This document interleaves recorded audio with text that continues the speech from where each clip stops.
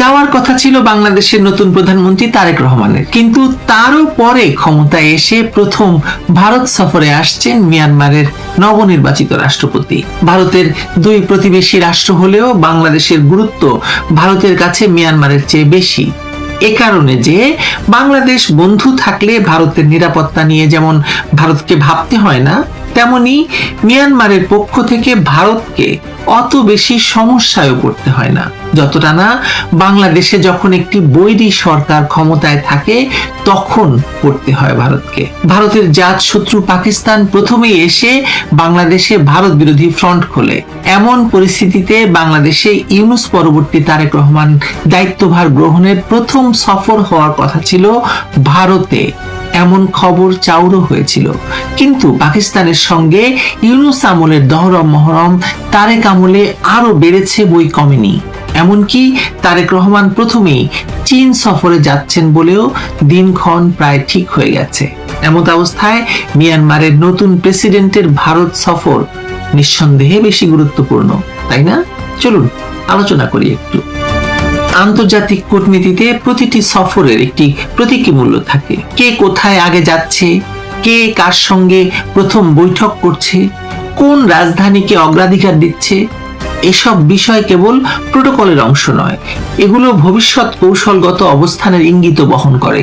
সেই দৃষ্টিকোণ থেকে দেখলে মিন অং হ্লাইং এর ভারত সফর যেমন গুরুত্বপূর্ণ, তেমনি তারেক রহমানের এখনো ভারত সফর চূড়ান্ত না হওয়াটাও কম তাৎপর্যপূর্ণ নয়। ভারত গত কয়েক মাস ধরে বাংলাদেশের নতুন সরকারের প্রতি একটি সতর্ক কিন্তু ইতিবাচক অবস্থান বজায় রাখার চেষ্টা করছে। প্রধানমন্ত্রী নরেন্দ্র মোদী ব্যক্তিগতভাবে শুভেচ্ছা জানিয়েছেন তারেক রহমানকে। ভারতীয় হাইকমিশনের মাধ্যমে আমন্ত্রণও পাঠানো হয়েছে।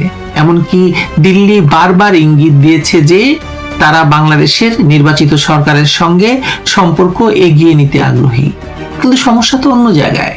ভারতের নীতি নির্ধারকদের একটি বড় অংশের ধারণা বাংলাদেশের সরকার পরিবর্তন হলেও নীতির মৌলিক পরিবর্তন হয়নি, বরং চীন ও পাকিস্তানের সঙ্গে ঘনিষ্ঠতা আরো দৃশ্যমান হয়েছে। পাকিস্তানে বাংলাদেশি আমলাদের প্রশিক্ষণ, সামরিক সহযোগিতা নিয়ে আলোচনা, চীনের সঙ্গে বৃহৎ অবকাঠামো এবং কৌশলগত প্রকল্পে আগ্রহ, তিস্তা মহাপরিকল্পনায় বেইজিংকে অগ্রাধিকার দেওয়া, এসব বিষয় দিল্লির নিরাপত্তা মহলে উদ্বেগ তৈরি করেছে। ভারতের দৃষ্টিতে সবচেয়ে সংবেদনশীল বিষয় হলো ভৌগোলিক বাস্তবতা এবং নিরাপত্তা।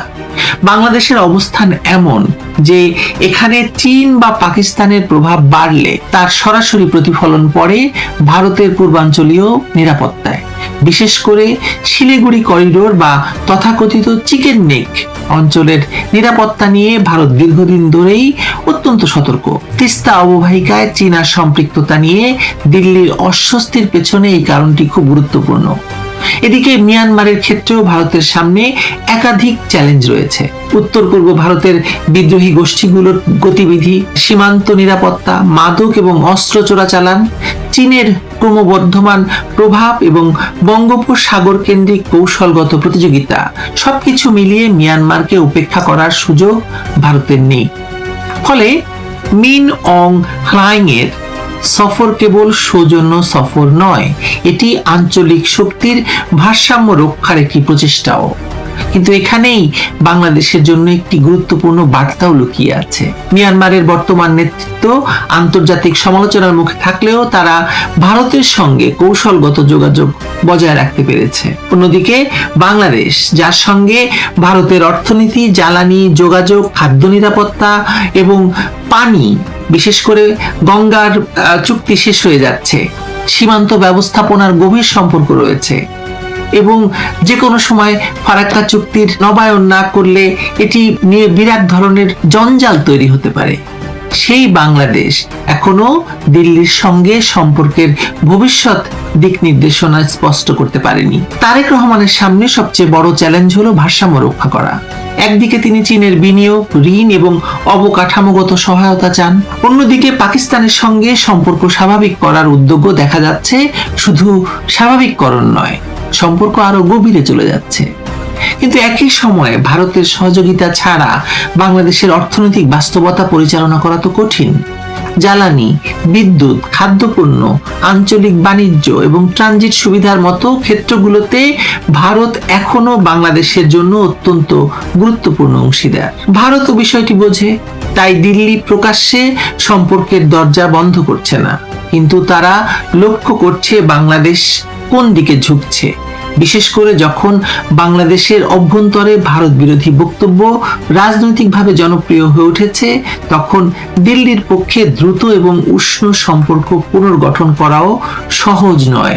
বিশেষ করে যখন ক্ষমতাসীন যারা আছে তারা কথায় কথায় সেভেন সিস্টার দখল করা থেকে শুরু করে ভারতকে এক হাত নেওয়ার কথা বলে, তখন ভারতের পক্ষে তো আসলে এই সম্পর্ক পুনর্গঠন করাও খুব সহজ একটা কাজ হওয়ার কথা নয়। ফলে পরিস্থিতি এমন দাঁড়িয়েছে যে ভারতের আমন্ত্রণ থাকা সত্ত্বেও বাংলাদেশের প্রধানমন্ত্রীর সফর ঝুলে আছে।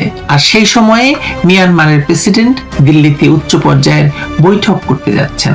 এটি নিছক ক্যালেন্ডারের ঘটনা নয়, এটি দক্ষিণ এশিয়ার পরিবর্তিত ভূরাজনীতির একটি প্রতীকী ছবি। ভারত ও বাংলাদেশের সম্পর্ক এত গভীর যে তা কোনো এক সরকার বা রাজনৈতিক দলের উপর নির্ভর করে না, কিন্তু সম্পর্কের উষ্ণতা, আস্থা এবং কৌশলগত সহযোগিতার মাত্রা নির্ভর করে রাজনৈতিক সিদ্ধান্তের উপর, রাজনৈতিক সরকারের উপর। কে ক্ষমতায় আছে আর কার ক্ষমতার লেজ কোথা থেকে নাড়ানো হচ্ছে সেটা খুব গুরুত্বপূর্ণ ক্ষেত্রে। আজ যদি দিল্লি মিয়ানমারের প্রেসিডেন্টকে নিয়ে ব্যস্ত থাকে এবং বাংলাদেশের প্রধানমন্ত্রী এখনো অপেক্ষমান থাকেন, তাহলে সেটি শুধু একটি সফরের প্রশ্ন নয়, এটি দুই দেশের মধ্যকার বর্তমান আস্থার অবস্থাও তুলে ধরছে। আগামী কয়েক মাসে তারেক রহমান প্রথমে দিল্লি যান নাকি বেইজিংকে তার প্রথম গন্তব্য হিসেবে বেছে নেন, সেই সিদ্ধান্তই হয়তো বলে দেবে বাংলাদেশের নতুন পররাষ্ট্রনীতির প্রকৃত অগ্রাধিকার কোথায়। কিন্তু জল দ্রুত গড়াচ্ছে। এই মুহূর্তে ফারাক্কায় বর্ষার পানি জমা হচ্ছে। উজানে ঢল নামলে, বৃষ্টি নামলে সে পানি বাংলাদেশ দিয়েই তো বইবে। পরিস্থিতি এরকমই উত্তেজনাপূর্ণ হয়ে উঠছে। অনেকেই মনে করছেন সীমান্তে যে কোনো সময় একটা যুদ্ধাবস্থাও তৈরি হতে পারে। এমত অবস্থায় তারেক রহমানের ভারত সফর গুরুত্বপূর্ণ ছিল। আমাদের জাতীয় জীবনে অনেক গুরুত্বপূর্ণ কাজই আসলে হয় না, খুব সহজে হয় না আর কি। ভালো থাকবেন সবাই। বাংলাদেশ আওয়ামী লীগের অঙ্গ সংগঠন ছাত্রলীগ, যে ছাত্রলীগ এখন নিষিদ্ধ রয়েছে, তাদের যে কোনো কর্মসূচি পালন করা নিষেধ। কিন্তু সেই নিষেধাজ্ঞা অমান্য করে সারা বাংলাদেশে মাঝে মাঝেই বিভিন্ন জায়গায় ঝটিকা মিছিল সহ বিভিন্ন কর্মসূচি পালন করতে দেখা যায়। এর আগে কিছুদিন আগে ব্রাহ্মণবাড়িয়ায় তারা রীতিমতো একটা ইতিহাস তৈরি করার চেষ্টা করলো। বেশ সাজুগুজু করে তারা মিছিল করলো, শোডাউন করলো, সমাবেশ করলো। সেটা নিয়ে ব্যাপক উত্তেজনা তৈরি হয়েছিল, ব্যাপক শোরগোল তৈরি হয়েছিল। এরপরে আমরা দেখলাম যে চট্টগ্রামে সাবেক মন্ত্রী ইঞ্জিনিয়ার মোশাররফ হোসেনের মৃত্যুর পরে জানাজাতে একটা বড় ঘটনা ঘটলো। লক্ষাধিক মানুষের সমাবেশ আমরা দেখলাম, সেখানে মিছিল দেখলাম আওয়ামী লীগের লোকজনের। এরপরে আবারও চট্টগ্রাম, এবার চট্টগ্রামের ছাত্রলীগ, একটা কলেজ ছাত্রলীগ এত বড় একটা মিছিল করেছে। এই এত বড় মিছিল সম্ভবত আওয়ামী লীগের পতনের পরে, 2024-এর পতনের পরে এটা বোধহয় দেখা যায়নি। চট্টগ্রাম কি আওয়ামী লীগের গোপালগঞ্জকেও পরাজিত করার চেষ্টা হচ্ছে চট্টগ্রাম কি প্রমাণ করতে চাইছে তারা আওয়ামী লীগের ঘাঁটি? কি ঘটলো চট্টগ্রামে, কি ঘটনা ঘটালো ছাত্রলীগ এবং তার পরিপ্রেক্ষিতে কি হতে পারে পুলিশি অ্যাকশন? চলুন একটু জেনে দেখি এই ভিডিওতে। থাকবেন পলিটিক্স টিভির নিয়মিত আয়োজনে। চট্টগ্রামের কথা, চট্টগ্রামে আজকে ছাত্রলীগ বেশ বড় শোডাউন করেছে।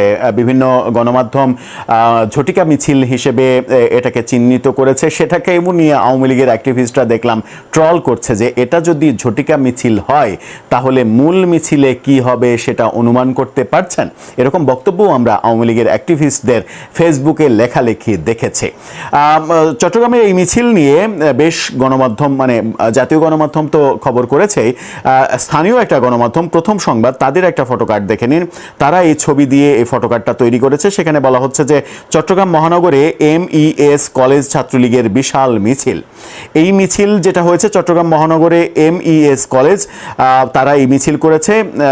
তারা এ সময় শেখ হাসিনা আসবে, বাংলাদেশ হাসবে, জয় বাংলা, জয় বঙ্গবন্ধু, এমন সব স্লোগান দিতে থাকে।